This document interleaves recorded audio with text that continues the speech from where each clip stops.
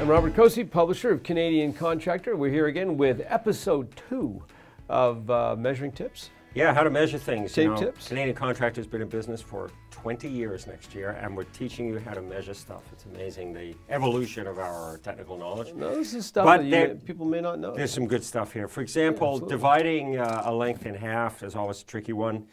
This one is what, like this piece of wood is 26 and something? Yeah, it's something like that. 26 and, well, 26 and 13/16. But here's the point is that I don't want to do the math on what half of 26 and 3, whatever you said was. Right. So what I'm going to do is I'm going to put my finger here at the end of the tape, and then I'm just going to fold the tape in half. Super accurate, Robert. Okay, well, hang on a second. I'm looking at that, and it's telling me that it's going to be about 13.5 inches, somewhere in the range of 13.5 inches, right? I want this guy to build my house. Okay, well, you just gotta wait. You just gotta wait. 13.5 inches. No, that's not the end of it at all. All right. 13.5 inches. So what I'm going to do is I'm going to mark this board at approximately 13.5 inches, like that. Right. And then I'm going to take the other end and then mark 13.5 inches from that end as well. So now what I've got is two marks that are really close to one another, and being able to split the difference on those two marks is really easy. I can just draw a line in the center of those two marks, and I know that that's the center of the board. That's pretty cool. Pretty simple. And then you can even do this, you know, with more than 13. And you can go 14 inches, make your mark at 14, and make another mark at 14. And if they're too wide,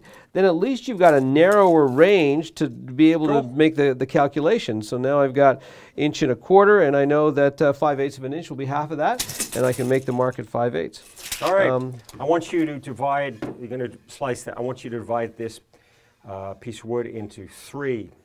Again, so that would be a question again of your math skills. So let's see how wide it is. I don't have any math skills, you see. That's why we want to be able to use this tip. I've got a ruler here. It makes it a little bit easier if I use a ruler. I can show you with the tape, but ruler's a little bit easier. If I want to divide this into 3, I've got to look at that and say, okay, that's 3.5 inches wide. What's 3.5 inches divided by 3? I don't know. And you know what? I don't really care to go through the process. So I'm going to just take this ruler and put it on top of the board, and I'm going to angle it so that I'm going from 0 to 6. Now the problem that you have is how do you divide 6 in 3?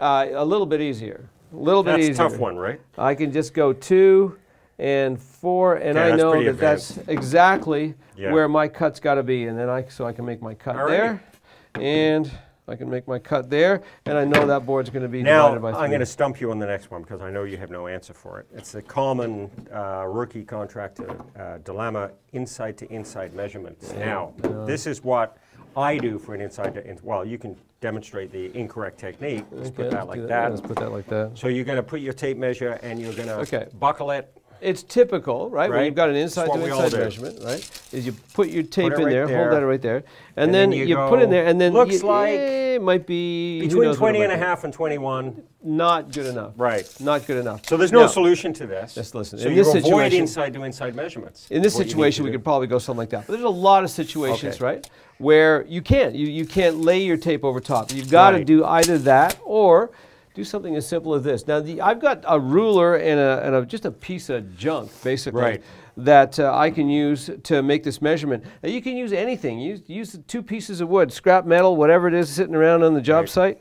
All right, and all you got to do is make sure that you have a clamp with you. Okay, so I'm going to lay this down in between these 2 pieces. Take my clamp them together, and measure that, and I get exactly what I need to know. Why are all the tape measures yellow? Most of them are yellow. We understand Stanley DeWalt Black & Decker, that's the corporate color. But other brands of tapes are frequently yellow. So why are they yellow? Well, I know, but why don't we ask our readers whether they know? I don't believe him, but you actually know? Okay. Well, so if you know why tape measures are frequently yellow, probably 85–90% of them on the market are yellow at least on one side. Send us the answer, and we'll send a $50 gas card to one of the correct answers that we randomly pull. My email address is on the screen, spayne@canadiancontractor.ca. Yellow tape measures contest, $50 gas card. We reduced it from a $100 gas card to the oldest tape measure contest in the last but we've still got to give them $100 for the other one. Yeah.